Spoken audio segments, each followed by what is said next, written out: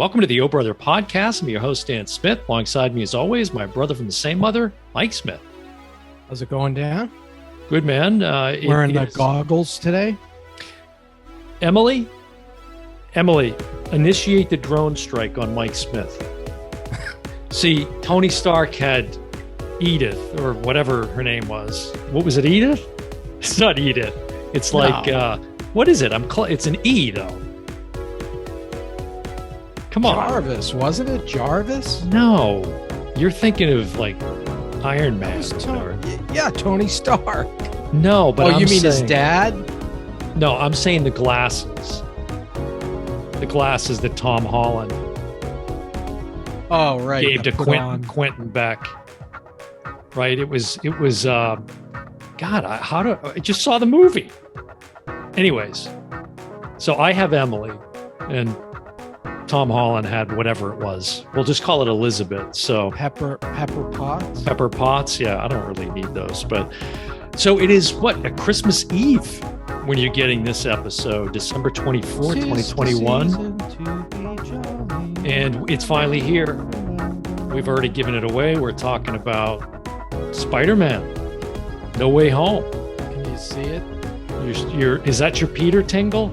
It's tingling. Is that your Peter tingle? All right, before we get to your tingle, for those of you not currently following us, make sure that you do. And the easiest way to find all things O Brothers to go out to our official website, which is OHB as in brother, podcast.com. That's ohbpodcast.com. Get access to all the O Brother goings on out there. And you can subscribe to our YouTube channel, like our videos out there. Give us some support on YouTube. Follow us on Instagram at OHB Podcast, and we're on all podcast platforms too. So if you're listening to the show, you can find us on all the major podcast platforms. All right, so we've been talking about this one for a while. We just put out another episode of Cruising with O Brother where we were talking about Spider-Man a little bit as well because of the opening box office take. Now, I think I need to say, I don't see how we can have this conversation without it being spoiler-filled. So I think I'm just right off the top, I'm going to say this is going to be. Oh, really? Yeah, there's no way to talk about this without spoiling it. It would be so lame. So if you have not seen the film yet, wait, see the film, and then check out our review because there's just no way to do it. There's too much to talk about. Don't give me this. No, I know.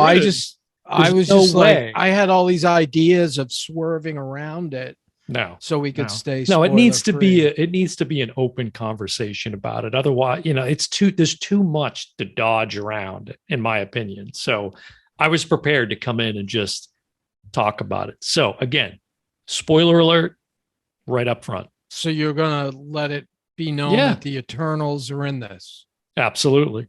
Yeah. All right. It's Icarus versus Spider-Man. I should have just said spoiler alert. So how do you want to kick this off? Do you want to quickly just provide the synopsis of No Way Home? Yeah, let's just give the real quick, what this should be like a couple of sentences of what this version of it is about. It basically starts not only where it left off, it starts before it left off. One thing I noticed at the very beginning, I don't know if you caught this, Sony's logo comes up before Marvel's, which I don't know if they've done that before. That's kind of significant. Mm-hmm. But anyway, it starts off as the logos are coming up. You hear J. Jonah Jameson in the background from the last movie where he gives away the spoiler that Spider-Man is Peter Parker. And he says, and covers his ears. Well, it isn't even him. What they're doing is replaying the clip of Quentin Beck actually saying it. Right. It's Jameson is actually showing the clip on, the stupid show that he hosts, the news broadcast. Right. But Jameson's basically doing the spoiler. It's the breaking news. And we actually see Jake Gyllenhaal. I mean, it's the exact scene. So that kicks off the movie. So right off the bat, he's dealing with people just swarming him. And of course, Jameson slanted it, made it seem like he killed, is it Mysterio? Is that Mysterio? his character.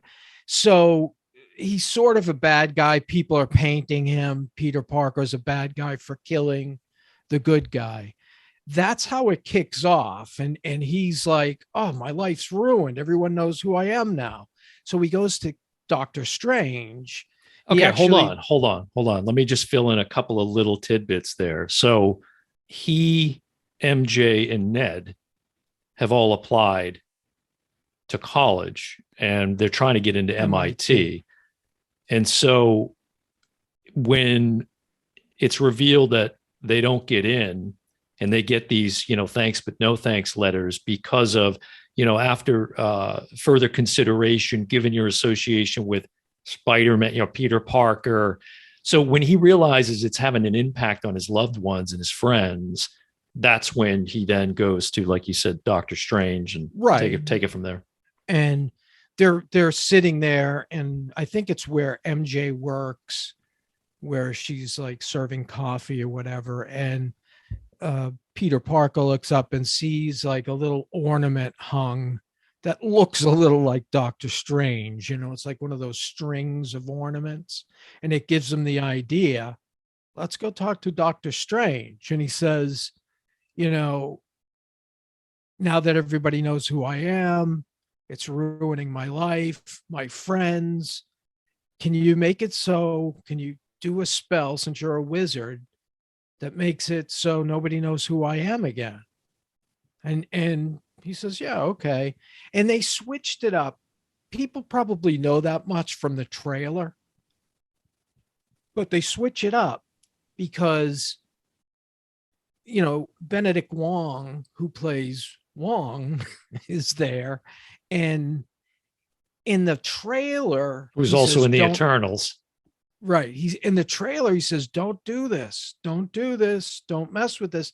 But in the movie, he says, I want nothing to do with this, and just leave. So he leaves out his, fiery circle, and he's gone. So then his fiery circle. Doctor Strange says, yeah, I can do that. And he's cooking up a spell, with his little strands of whatever and fire. And as he's saying it, he's like, well, MJ will remember me, right? He's like, no, nobody. But what about Ned? What about my friends? And all of a sudden he realizes, and at the same time, Doctor Strange is like, kid, you're screwing up the spell. Shut up. I'm working here. Okay. So he sets it so that 5 people will remember him. That's how it turns out. And then the spell is done. And what happens is that opens up the multiverse. And people from different generations and universes are coming in and out now, causing problems. Like who? So I don't want to, I hate giving spoilers away, but yeah. How do you, this is going to be a 2-minute episode if we just, and so then it carries on from there. Good night, folks. Like, how do you talk about this movie without, I already said, spoiler alert. I've already set the stage. Right. Go. Well, the first thing is we've got 5 villains from the original 5 Spider-Man movies, the 3 with Tobey Maguire, 2 with Andrew Garfield. And about we get 4 good actors of the 5. Yeah, we won't turn out. We'll let you figure that out. So we get the villains, and you see it in the trailer. Everybody has seen the trailer. Doc Ock is the first one, which I love. I love the way they reveal how Doc Ock comes in. He's de-aged, with the technology, and he tears off, the mask. You think it's de-aging? Holland. That was a big hesitation there. Do you think it's de-aging? Yeah, it was. I know it was. Oh, really? I heard him talking about it. Oh, okay. Yeah, because he's 22 years. Well, no, I realize, but was that done on anybody else?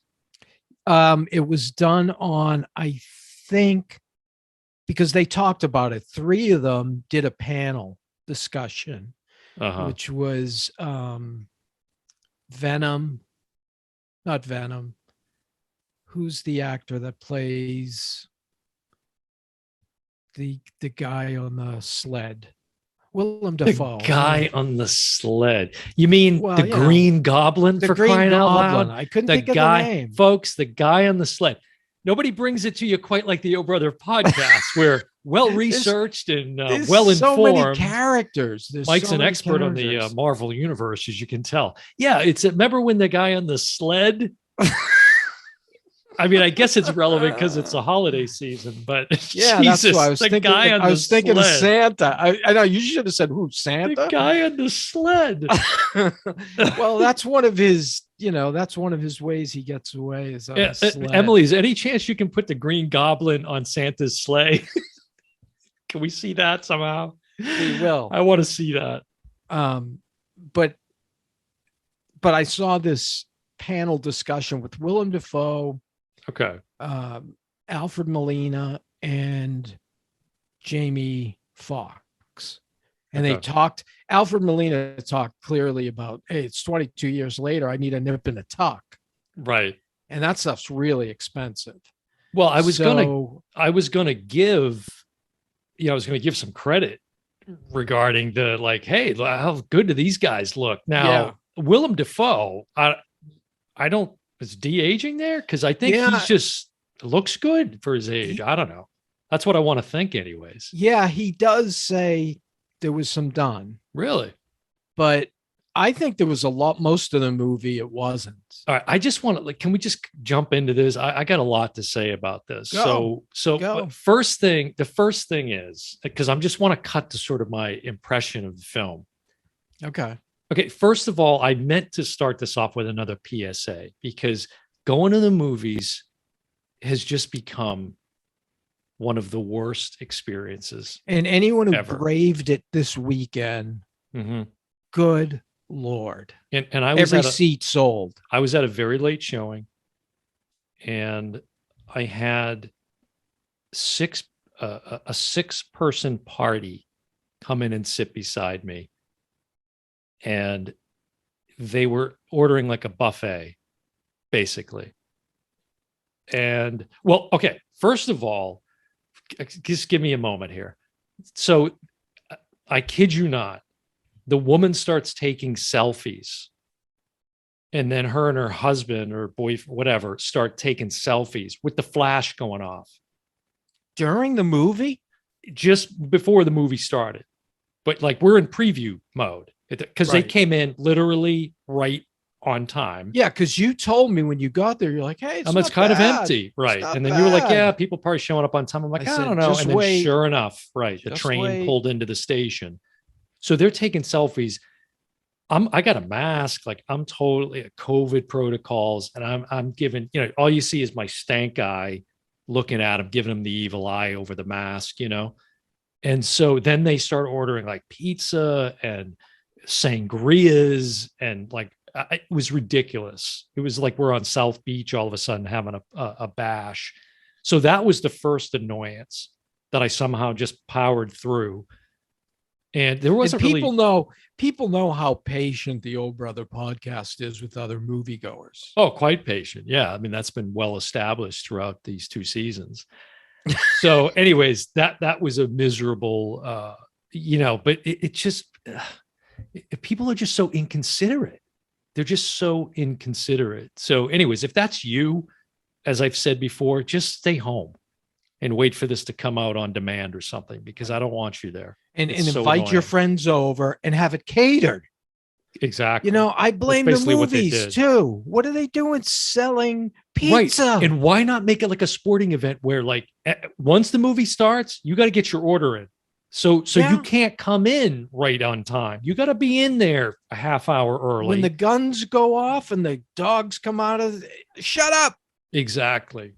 So anyways, I don't know where I was going with that other than the PSA to just be more considerate when you're going to the movies. But okay, so then I sat watching the film, most of the film like this. just kind of like Because- my head in my hand. This is a prime example of the hype machine in full effect. This is not the best Spider-Man movie that's been made. I'm gonna make a claim in this episode. Tom Holland isn't even the best Spider-Man. That's how far I'm taking this argument. I don't know if I'd go that far. I don't like the suit. I don't like the Spidey suit. The Spidey suit was just like too busy. There's too much going on. It's like metallic and shiny, and weird colors. And I don't care if it's related to the universe or the extended. No, you got to know what happened there. There was a scene during the hate where somebody throws green paint all over him. Right. And he can't wash it off. So he's actually wearing the suit inside out. Is that inside out? Yes. Yeah, but yes. Yeah, but still. Well, again, that's not the point. The point is I just didn't think it looked good. It was very right. But it wasn't like flashy. This is the suit. The suit was inside out. But it was too They flashy. weren't trying to make it that flashy. Was dumb. Yeah, that was dumb. Yeah, I didn't like it. You could see the computer and that whole thing. Didn't like it. And this one to me was okay. Let's see how far we can push the visual effects. That's it's like I went back and watched The Amazing Spider-Man, and I went back and watched Spider-Man 1 with Tobey Maguire, and Andrew Garfield is, of the three, my favorite, and I think he should have gotten a third crack at it. But and for me, part of it is because it was more to me about the obviously it's about the action and all of that, but and the effects still, of course, but the acting. If you go back and watch that original The Amazing Spider-Man with Garfield, man, he is an awesome actor. There's some really good emotional scenes in that between like him and Uncle Ben, and which was what Martin Sheen, right? In that version of the film. And I just think his acting chops were incredible.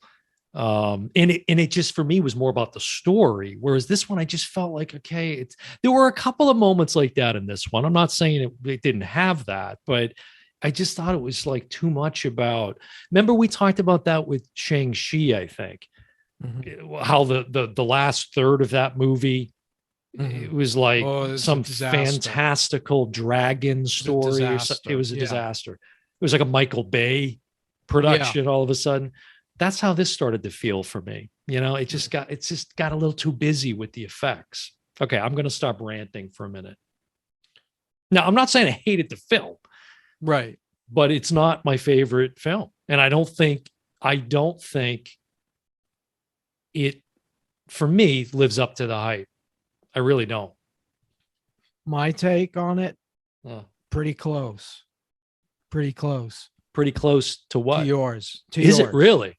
Yeah. Wow. Okay. I'm shocked.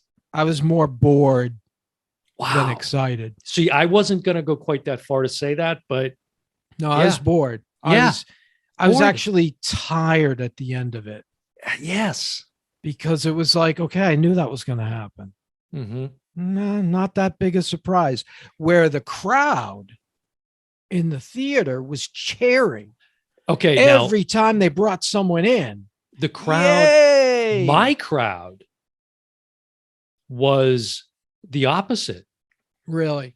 Now, here's something we've talked about with Marvel, right? We've given them credit on more than one episode where we've reviewed Marvel movies about their use of humor and how they always seem to be spot on. We're just at the right, they don't overdo it. It's always just kind of minus Shang-Chi.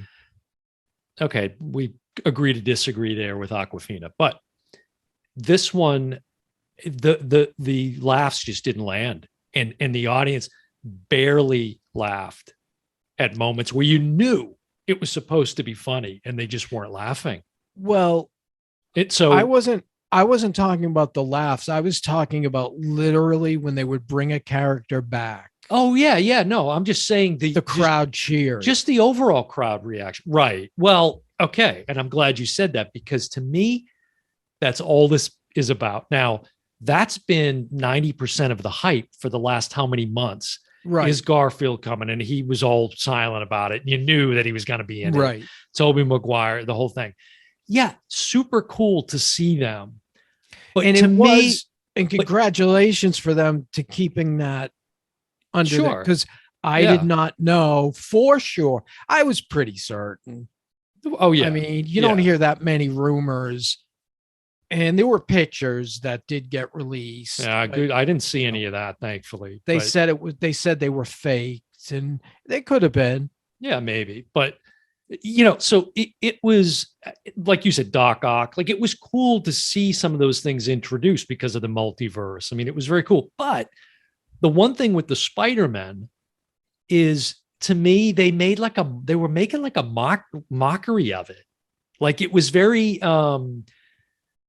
a lot of tongue in cheek. And I just thought like kind of lame jokes between the three of them that just didn't work. Like, yeah, well, my trying to figure out how to was reference each other and Spider-Man 1, Spider-Man 2, Spider-Man 3 stuff. It was just so goofy, I thought. Yeah. Like when Holland introduces, hi, this is Peter Parker, Spider-Man. This is Peter Parker, Spider-Man. Yeah, I'm Peter Parker, Spider-Man. Yeah, it was like it just all fell flat to me. Tobey Maguire looked kind of odd. There was some de-aging going on there. No, I just think odd. I just think no, I wouldn't say odd. I just think he's maybe because we haven't seen him. It's interesting too. Like, is it Tobey Maguire has to narrate all the films he's in? It's like that's very common with because he did that with his version of Spider-Man, right? There was the voiceover and all of that. There was a lot more narrating. Yeah. Now, again, it was cool to see the introduction of how they brought them actually back, and the actual reveals were kind of cool. I thought Andrew Garfield again was more entertaining to me of the three of them, and for me, the best character and actor in this whole film by far is Willem Dafoe. Like, to me, it was almost the Green Goblin film. He's so good. He's in a league by himself. He just, he just is. He got more screen time than any of the villains. That's for sure. Him and Doc Ock. And he's got one of the best, other than Doc Ock. I mean, the Joseph Hayden Church or whatever, Thomas Hayden Church, and Jamie Foxx.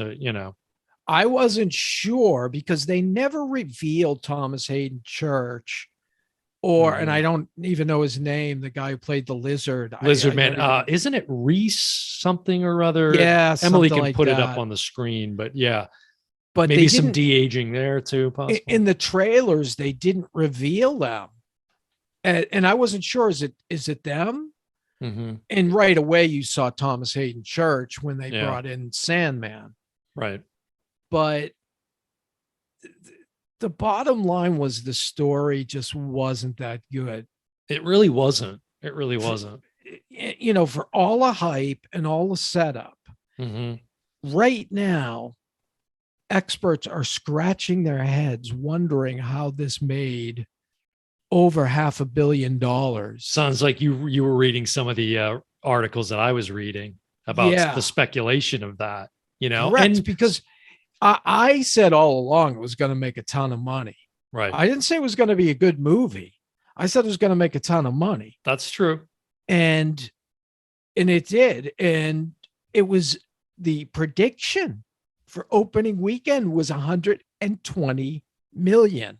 And it was what, 260 something, 250 something? It did $250 million in the States alone. Yeah. Well, and like I said on our last episode of Cruising, I'm going to be really interested to see how it performs internationally, just because, again, of the pandemic, spiking up again. We've got The Matrix, Kingsman. That's true. You got some things on its heels, but correct. It'll, how literally coming out tomorrow. Is this going to have legs? Right. And I think that'll be the tell. Is because right now it's not slowing down. I mean, the theaters are all sold out still. for some tonight. Some of the commentary I was reading was just simply, people love Spider-Man. People love superhero movies. I read some of the same thing. Why did it happen? Well, because it's Spider-Man. Right. And people are sick of the pandemic. They'd almost rather risk getting COVID. Although we both talked about how Spider-Man's going to be a super spreader event, I bet. Right. I bet, for the people who aren't vaccinated, for God's sakes, get vaccinated. Get yourself vaccinated. Get boosted. If not for yourself, for your family or whatever. I mean, come on. Yeah, it's not a big There's deal. still over 1,000 people dying a day. This is ridiculous at this point. Now, the government can only do so much. Well, there's another, speaking of death, some major character deaths in Spider-Man No Way Home, which again, spoiler alert, we can talk about it if you want. Well, one of the things I would say, I think, I always hate when they change actors. Like I hated when they changed Tobey Maguire. He was fine. He could have done a fourth. He was scheduled to do a fourth, but he was tough to work with. Then Andrew Garfield came in. He was fine. I didn't think. Who's that again? Andrew Garfield. Okay. Just giving you a second take. Yeah, it was a little rough. Sorry. I was just waiting for the Peter Parker. I'm just waiting for Peter Parker. You notice you're staying away from Peter Parker quite a bit. Yeah. So he came in and he was fine. And then, 2 movies in, he's gone. Yeah. And I wasn't sure, they brought Tom Holland in the Avengers, not in Spider-Man. So I was like, but I like him. I like Tom Holland. Now there is, I like Tom. I don't dislike Tom Holland. I just, in comparison, and again, having just rewatched some of the other ones with Garfield, I just think, and maybe Tom Holland, in fairness, hasn't had as much opportunity to display his acting chops. Because he's been on the screen with the Avengers half the time. True. And even in his solo movies, he's had to deal with, Tony Stark coming in and other Avengers. Yeah. But this movie, one of the best scenes is a scene from Andrew Garfield's movie, which is when Gwen Stacy, who was played by Emma, I always want to say Emma Watson, right, was played by Emma Stone, and she's falling and he doesn't catch her and she dies. And that's like, he's living with that, he gets kind of a chance to do it again, which I thought that was the most clever scene in the whole movie. Yeah, there was some other tie-ins and callbacks and things. If you remember, real kind of subtle one was Defoe when he's in Doctor Strange basically shows Peter how to capture the different villains and then put them in these weird like holding cells, in Doctor Strange's fortress, whatever you call it. And that's about as good as the Green Goblin's sled. His fortress. Ding. Yeah, ding. Put him in a bring fortress. The mishap counter out, Emily. Dust that off. Put Green Goblin in a fortress, like with woods and Lincoln logs. There's a good reference from the 70s.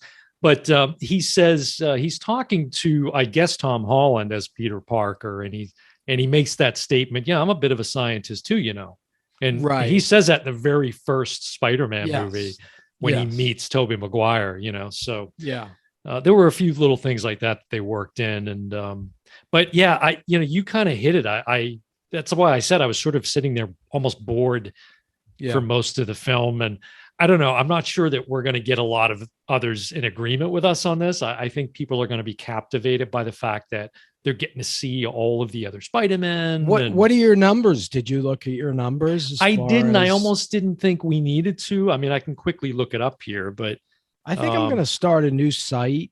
I'm going to call it Ripe Bananas. Rotten Eggs? No, because Rotten Tomatoes is such a stupid name, because if it's rotten, it's bad. Yeah. So how can you have a good Rotten Tomato? So I'm going to go with fresh bananas. Here it is, folks. Wow, you ready for this? You ready for this? We're going to be out. It was in the 90. We're not only we're not only out on an island, we're out on a very tiny island. It was a 90%. So score. the tomato meter on the critic side, 94%. Wow. And that's over 300 reviews. The audience score,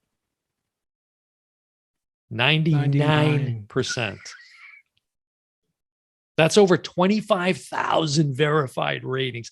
See, this is what bugs me is just this kind of lemming effect, where people they just get swept up in the hype of it. And, I kept an open mind. I didn't go in going, prove it to me type of thing, but I was excited. Yeah. And you cooperated for me because I expected you to be less critical of it, but clearly I'm not alone. Our Spidey senses were well aligned in this case.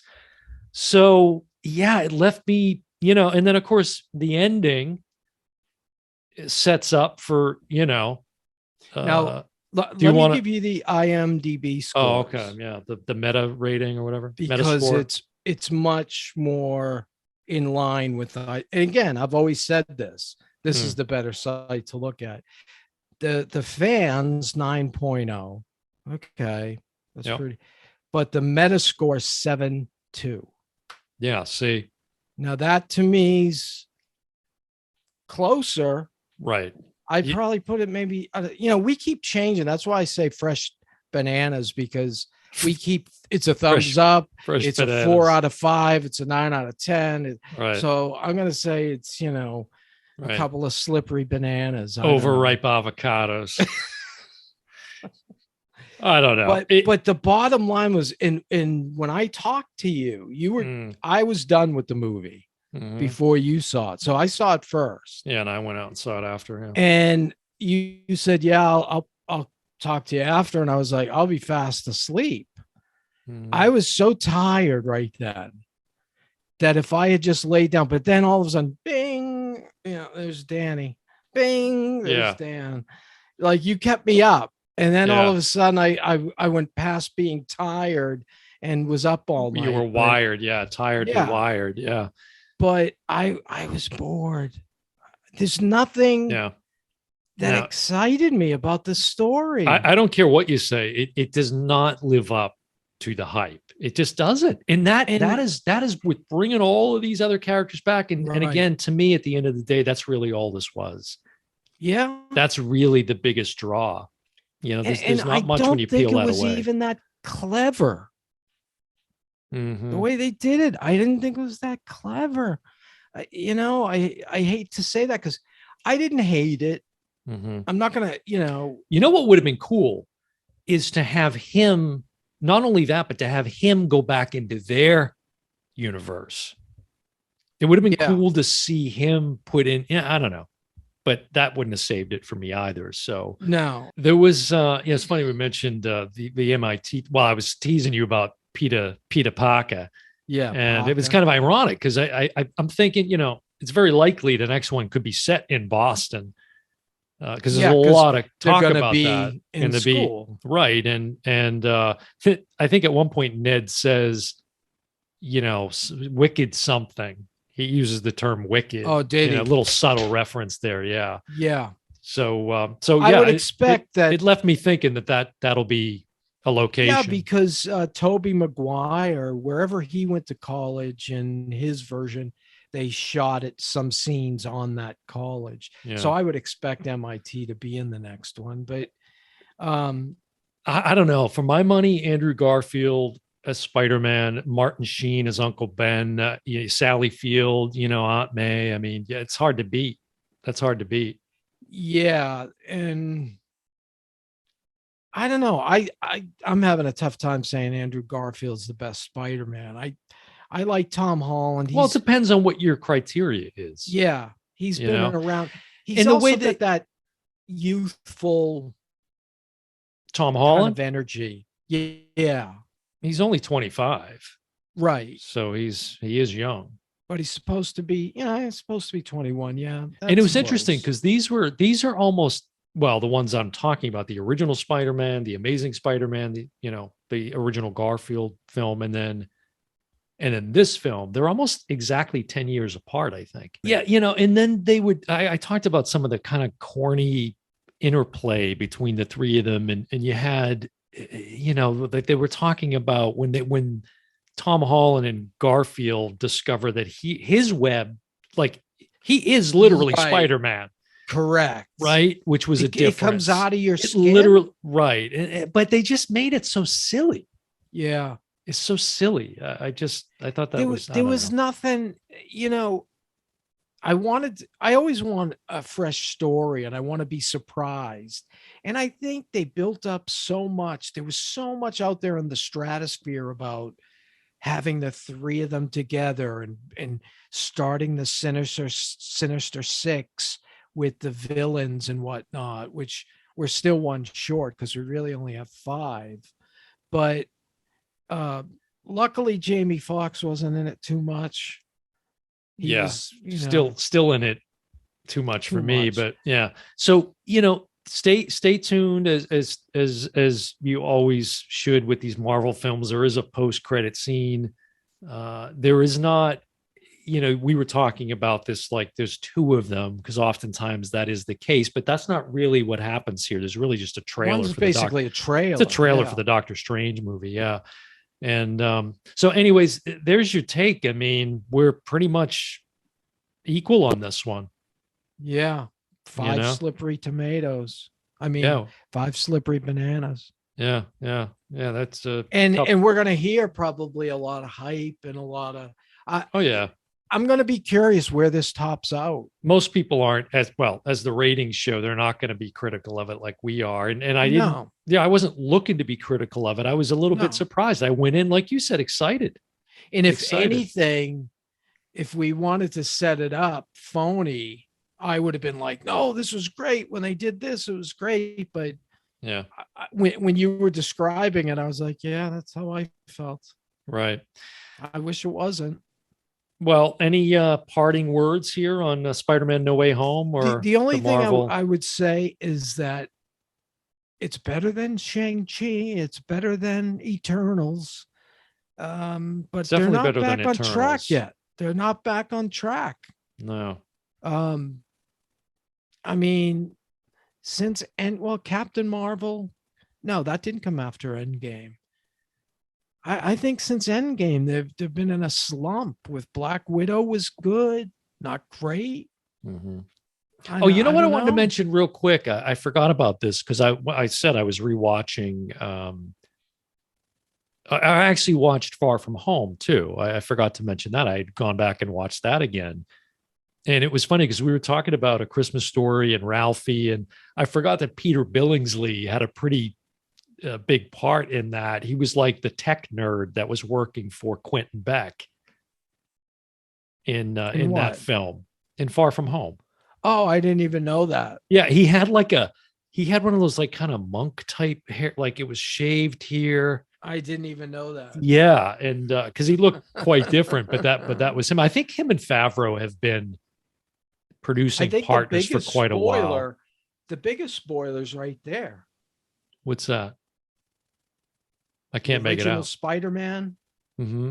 You can't say it because at the end, he jumps out the window wearing kind of the original Spider-Man colors from the comics. Right. Yeah, that's right. That's right. Yeah. So what's next for Marvel anyway? What's the next? I don't know. I mean, I told you there was this trailer from Morbius with Jared Leto. And that's part of the MCU, huh? I guess, the extended MCU. I don't know. We're not, we don't claim to be MCU aficionados, but no, and we're not comic book people. It's very surface level. But as a moviegoer, this just didn't light me on fire. The one I'm looking forward to, I already told you, I said it on Cruising. I think in the Cruising episode, the Batman I want to see. That I'm highly anticipating. Speaking of which, Michael Keaton was in, Spider-Man. If you remember that. That's right, as Vulture. Yeah. I mean, good God. I know. And he's coming back. I'm more excited to see his Batman than the new Batman. It's going to be wild. Yeah. But we'll see. All right. Well, there you go. There's our take on Spider-Man No Way Home. And right now we've got to get back home. What do you got? Oh, you got to. Oh, It's a Wonderful Life. You already talked about this. I know, but it's time to pull it out, folks. Time to watch it. No, again, I mentioned this in cruising, making a plea for folks to watch Fat Man. Yes. Those two you got to watch. I will not rest. Now. This is the time. I will not rest, as I said, until there's a TNT 24-hour marathon of Fat Man. So check that film out by the Nelms brothers. Our good friend Johnny Durango. That'll have to be on HBO. Shell Lang. Yeah. Yeah. And all right. Well, anyways, so there you go. There's our Spider-Man take. We'll be coming at you next with The Matrix. Yeah. Matrix will be up next. Yep. And then maybe a surprise. Well, it's not a surprise. It's just be the next episode to close out the year. And then we got to take a break. We got to take a break. People are begging for us to take a break. Guys, please. Sir, please. Enough. Cruising. Enough. Yeah, cruising. Yeah, exactly. You're reaching. I don't know what I had a Jackie Gleason honeymooners thing all set up, and I can't for the life of me remember what You're always appealing to the demographics. I love that about you. Well, I wanted it fits such so a chord. Perfect. It was something he said, and I was going to say, "Oh, Emily's got to get this clip." And yeah, nothing that resonates with our listener base like a 1950s black and white comedy by Jackie Gleason. All right, well, it was better than this. It's hard to argue that. It has more ripe bananas than that. So. Bang zoom. All right, well, it's going to do it for another episode of the Oh Brother Podcast. I've been your host, Dan Smith. Alongside me, as always, my brother from the same mother, Mike Smith. And we will see you next time. Sorry. See you next time.